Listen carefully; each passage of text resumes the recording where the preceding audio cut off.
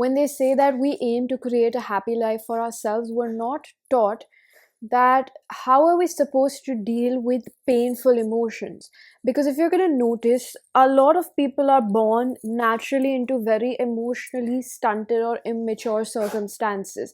So we are a product of our environment, and thus we also tend to become, or we also tend to absorb the same sort of coping mechanisms that our parents have had. And usually people just narrow it down to parents, but it's something that we also build of our own through our friends and the people around us, or we watch certain things on the television or social media now, and we learn ways in which we develop coping mechanisms. Now, one thing that I see about coping mechanisms is that they're good and bad, and the more that we deal with pain, the older ones tend to fade away because they no longer provide you the same service of self soothing. Now, what happens when we go through something that's quite traumatic? Our body takes a hit. So, your body, imagine your body, which literally is an empty vessel. And there are a lot of ways in which people have different ways of interpreting this as the soul being inside us, or where just the soul and the physical body doesn't really exist because we're a 3D monogram of it, etc., etc. But take this as a very simple example that I'd probably explain to a 10-year-old. What is it that happens to our body when we go through pain, any magnitude of pain? Specifically in this video, we're going to talk about heavy amounts of grief, because grief is a very parallel part of achieving happiness and joy in our life. We always think about, what fascinates me and has taught me throughout my journey is that it's not about quote unquote chasing the happy moments or trying to build them. I think they fall in place the more that you learn to deal with the pain that exists inside of you. A lot of times, from my own personal journey, I've had this feeling where it has never, or majority of it, I'd say 99% of the situation in front of me is not that the situation is that difficult, it's how it makes me feel inside. And if we narrow it down, every situation really tells you about, well, do I really like myself or not? There are so many notions that we absorb from our life, how it has been, how we've internalized this, because an emotionally immature person is always going to take everything as an attack, and then their coping mechanism or their reaction or their attachment style is just a result of how they're responding to that self-destructive or self-hatred. Like either they shut down, or they attack other people, or they stonewall, or they manipulate, or they gaslight, or they deflect, or they escape, or they have substance issues, or they jump ship from person to person, or they engage furthermore in arguments. There are different ways in which your body responds to pain. So I am using this book for reference. This book is actually called Polyvagal Theory and Therapy. This is all about your nervous system and what really happens to your nervous system when you sense danger. And pain is one of the, I guess I'd say, the only way in which we feel threatened. Our body tends to react to that information. It's almost like, imagine in a situation where experiences are information, right? And when we don't deal with that homework, like pile on of things that happen to us, our body tends to react in a sensory manner, like, okay, this fucking happened to me before, I don't want this to happen. So what we're trying to understand and what people talk about our shadow or our demons is just a way to explain that there's something I experience that I don't fucking want to experience again. Like, it really threatens me. And the reaction can be huge in size. Like, somebody who knows a lot about light and happiness is somebody that's equivalently understanding the depth of their demons. Like, they also have big reactions in places in which they can hold love. The yin and yang of life. Somebody who's capable of a lot of love is somebody who's capable of a lot of destruction. In a sense, I wouldn't always say hatred, but they're capable of cultivating something that's quite noticed as a negative emotion. So this book talks about safety, right? Nervous system safety, and it says that, is this safe?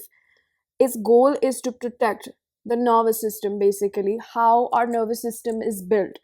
Its goal is to protect us by sensing safety and risk, listening moment by moment to what is happening in and around our bodies in connection we have to others.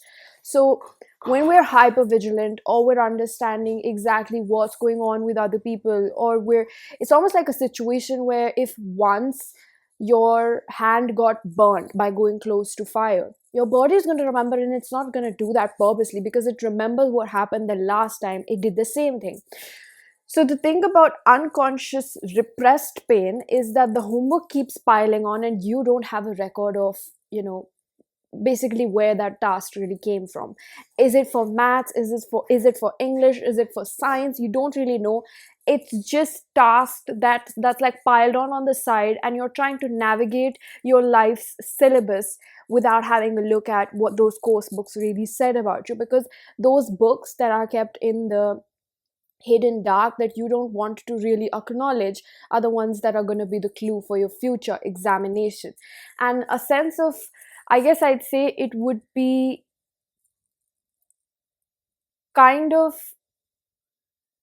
I really want to use the word dumb, but it probably sounds mean. It's like negligence over here would be to not study yourself and expect life to turn out in a way in which you want it to be happy or favorable in in your favor. It's like you're blindly leading life when all the answers can be found within. Do you know what I mean? So when we're studying about the body, because this is what you have physically to study, your body, the vessel that you can see and touch, is what's tangibly, it's tangibly present. But the subtle body, the energetic body that has all, your chakra channels, the energy that it holds, all of this homework that's piled on is in your subtle body, which you can't really touch, but it's there. It's a sublime form of what your soul really carries, and you can't really see your soul, but you can feel it. How do you know you have soul? Because you feel love for other people. That's the purity of your soul. You share connections with other people, you share karmic contracts with people. That's all stored in your subtle body, and they're going to give you information the more that you lean towards it rather than running away from it, because it's painful to feel all the homework basically that's been piled on.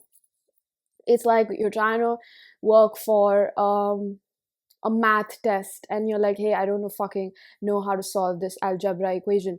The algebra equation, the x, you're trying to find, what is the value of x. X is within you. It's your x factor. It's as simple as that. Every person has a distinct way of dealing with pain. So I'm someone that likes to talk. So I'd say, like, for example, a very, very loosely framed example I'd give you, that I like to talk about my feelings. I like to acknowledge them. I like to acknowledge them by myself. And if it's regarding another person, I like them to acknowledge it. There was this friend of mine who told me that she doesn't like talk therapy. So I was like, what are you going to do in therapy then? Like, what does it mean? What does therapy look like? She said art therapy, creative therapy. And I was kind of like, okay, wow, that's interesting. I've never even heard of art therapy. It's like she doesn't want to talk to somebody about her feelings directly. She doesn't like to sit in front of somebody and just open up. Instead, she likes to have a few crayons in her hand. She likes to paint. She likes to draw. And when the creative energy starts flowing through her, if you have a conversation with her, then she will start telling you how she really feels. Every person has a very distinct way in which they want to communicate about pain, and that's your job. When you do that homework, you figure out how you're going to manage to deal with pain, because it's like you're blind in life if you don't understand your pressure points, your pain. And if you're carrying that baggage and you're moving forward in life hoping to climb a mountain, it relatively gets easier to climb a mountain when you just drop the baggage that's not required and carry only the essentials, and the essentials equate to the X factor once you find out and you solve that difficult equation in your life. Usually these equations come from our parental figures, where we develop these attachment styles. And mainly one of the biggest fear that I have so far understood, I'm pretty sure that it will change as I tend to grow older, right? And that is a good way to see life, because this is the information that I have right now, and that's how I'm making my judgment and presenting this to you. That I feel that humans have this deepest yearning for connection, but on the contrary, they have this, the most, erratic, wildest fear that they have is a fear of intimacy. Like, I don't know if I can trust this person. And that's where our nervous system usually needs a lot of guidance. I always tell my friends, which I'm going to share with you, is that whenever you're met with a situation you don't particularly understand, the internet is your best friend. Internet has loads of crap, but the internet has loads of gems of wisdom as well. Look up your situation, look at what other people have done, go on YouTube, look at what people are doing. Don't try to copy paste what they've done in their situation. See how you can learn to deal with that, feeling that you have, instead of being like, no, I don't fucking know this is not in my syllabus, I don't know it. That's the whole point of it. Life is teaching you how you can work with it, instead of running away from it and being like, no, I'll fail at it, I'll fail at it. That's the whole point of it. You have to be, when you're dealing with emotions in a practical manner, you have to be very, very kind to yourself, irrespective of however you speak to yourself on a general basic basis. All of us have a very sharp critical instinct. It's something that I posted the other day, which talks about, if you love yourself, stop criticizing yourself. If you genuinely love yourself, stop bullying yourself. We all do that. We don't realize, like, when we're like going rogue on ourselves because we fucked up, or we don't realize what we were doing, or we don't simply have the, material or the clues or the syllabus or that guide that we need for our next phase moving forward, right?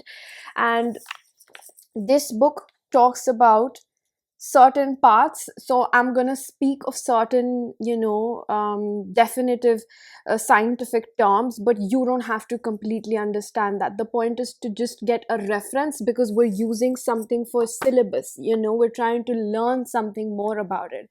And that's where I believe that the internet, or it doesn't always have to be a hard copy. If you don't like to read books, listen to videos, listen to, I don't know, movies. Find a way that helps you process feelings. A lot of people listen to music because music puts those deepest feelings into words that you may not know how to say them out loud. It's embarrassing to sometimes show other people, like, this is what I'm listening to because this situation made me feel this way. But why the fuck does it have to be for anybody else? It's your own personal experience. Why does any person get to say or invalidate the depth of your feelings? It's the way that you get to process feelings for yourself, right? So this talks about how our body gets immobilized when we feel so threatened that we're like, I can't fucking move, I can't make a decision. It's because there's this energy that's upsurging within you. Now, the somatic level, at the somatic level, what's happening is that we have 7 chakras, right? Something that's very painful is definitely arising from the lowest one, which means that it's possible you start getting digestive issues, you start getting back aches, you have this mental fogginess because you're trying to find solution for something that the energy needs to subside so that you can have clear thinking. That always arises from a place of feeling insecure. Insecure does not mean that I have little insecurities. Insecurity means that I don't feel stable in myself, in my vessel. Something that I'd say that a lot of men really struggle with, or women that have a lot of masculine energy, is this desperate need to control that energy. They're trying to control it when they need to lie in their femininity so that this energy can release. all the answers naturally come to you when you go with the flow of it rather than resisting it, because it ultimately gets difficult when you're trying to climb a mountain with a huge ass baggage, emotional baggage. Like you're not even aware that you're unconsciously carrying all those like math, science, and English notebooks from like your childhood, and you didn't know how to process them, and you're taking them along, and you're making things a lot more difficult. And that's why when you're processing emotion, a lot of times people underestimate the value of knowledge. They underestimate how much knowledge can actually help you cultivate those tools. Like I gave you the example of somebody using art therapy because that works well for them. It's ultimately you have to educate yourself in every area of your life, and especially about yourself. If you understand that, see, like you got into a conflict with a friend or a partner, and you're like, if you're someone that's anxious, so you have to give that person the basis of your like a manual of you. Even if it feels like, no, no, no, this is like too vulnerable for me, you have to think about it a little bit and be like, okay, this is the type of information I'm going to share with them, so that they have information on how to deal with me, so that they don't misunderstand me. Whereas on the opposite side, if you tend to shut down or you're avoidant, you have to tell that person like, hey, I can't make sense of my feelings right now, and I don't want you to get the wrong impression that I don't care or I don't want to solve this, but I really need time to figure out my feelings right now. I don't know what to say. That's the state of immobilization. Your body has gone into a state of danger. And when you understand that this is just being caused because of a thought pattern, energy is ruling your subtle body, and then it interacts with your physical body that you can feel.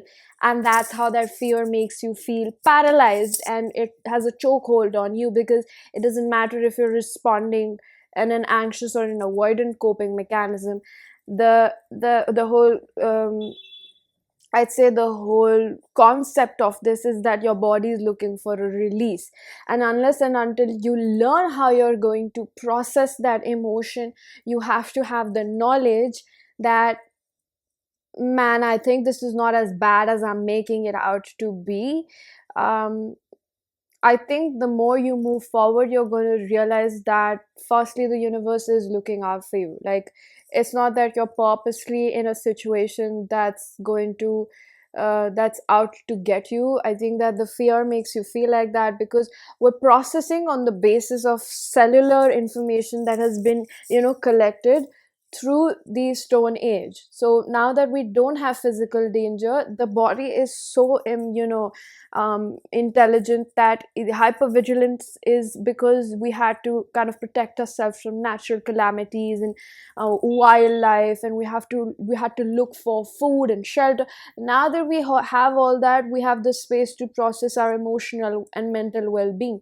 We're figuring that out, but we may not be as far as having all the tools in our book that we're like, okay, how do we navigate with this? So the best way to deal with pain is to first of all pause, give your body some break and stop criticizing yourself. It's not actually as worse or as bad as you're making it to be. The moment you're going to realize that the energy subsides from what has happened to you in the past, it's going to enable clear thinking, so that you can think like, what steps do I need to take? Do I need to repair this? Do I need to mend this? Do I need to see it from a different perspective? Do I need to shut the door? Do I need to not deal with this?